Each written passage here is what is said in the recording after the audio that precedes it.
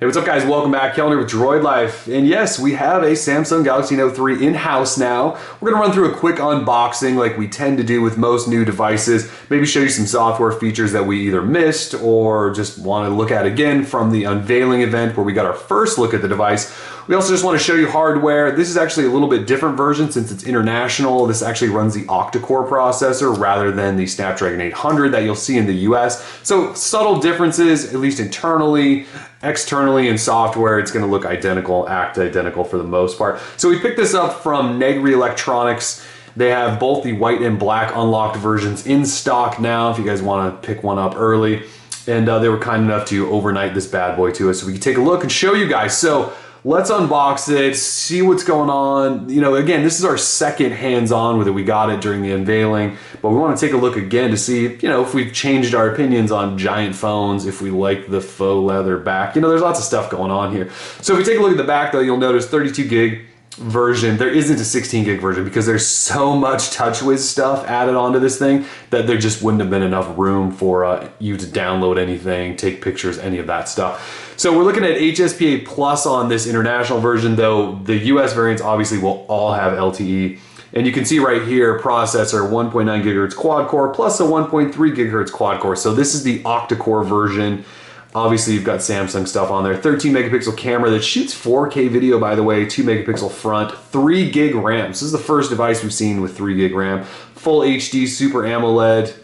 It's a beast. So anyways, enough of that stuff. Let's open this thing. You guys have heard me talk enough. I do want to point out though, once I get this plastic off of here, that there's a little sticker on the device that's causing quite the stir around the interwebs today. And it's this thing right here that says, American model. This product is only compatible with SIM card issued from mobile operator within the Americas, North, South, Central America, and the Caribbean. So there's a European variant as well that says the same thing, only it says this is locked to Europe.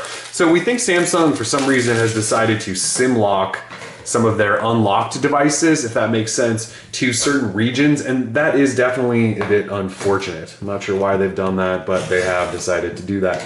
So anyways, pop this open, and here it is, the white Galaxy Note 3, and I'll just set that down. There's not anything exciting usually in these boxes, but we always look, right? So you've got a charger, and you've got headphones, and you've got other buds. Oh, and I actually do need to get in here, because I forget that Samsung's one of the last phone manufacturers on earth that actually uses an external battery or lets you swap. So here's headphones, there's your charger, and actually this is sort of interesting.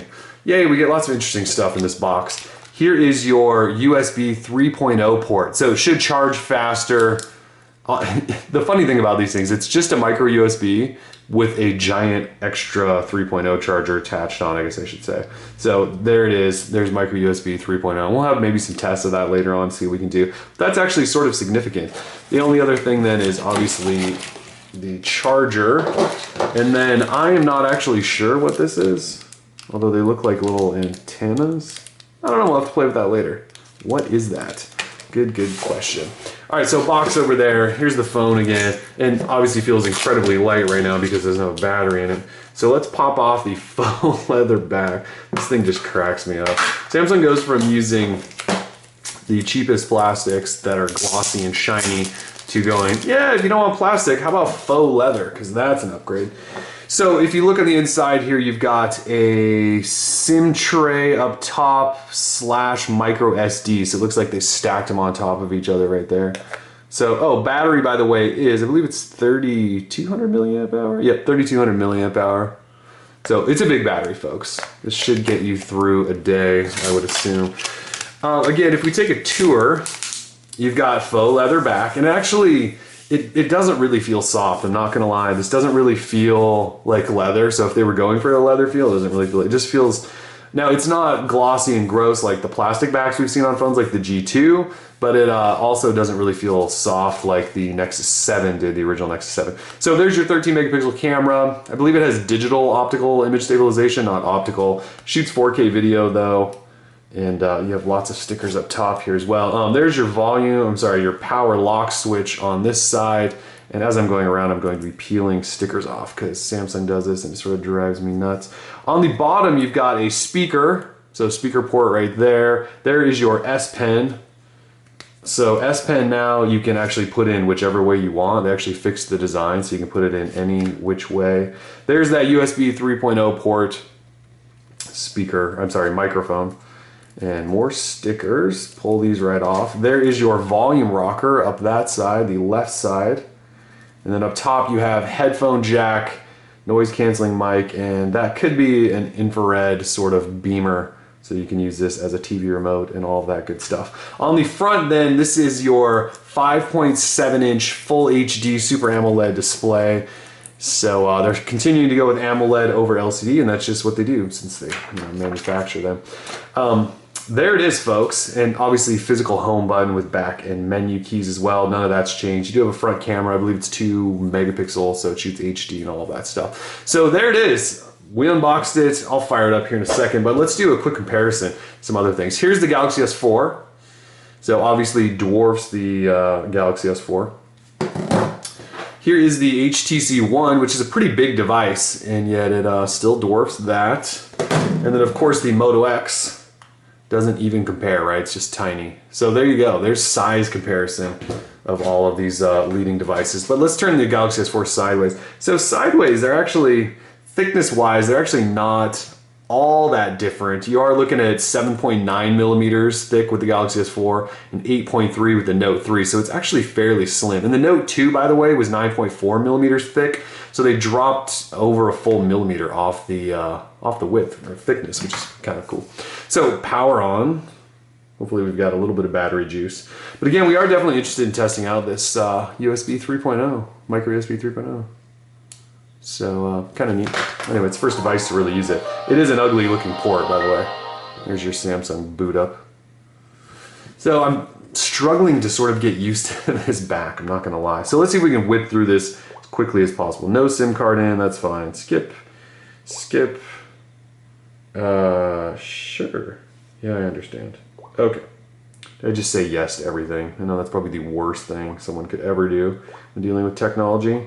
Yeah, location stuff. My name is Kellen. Go forward.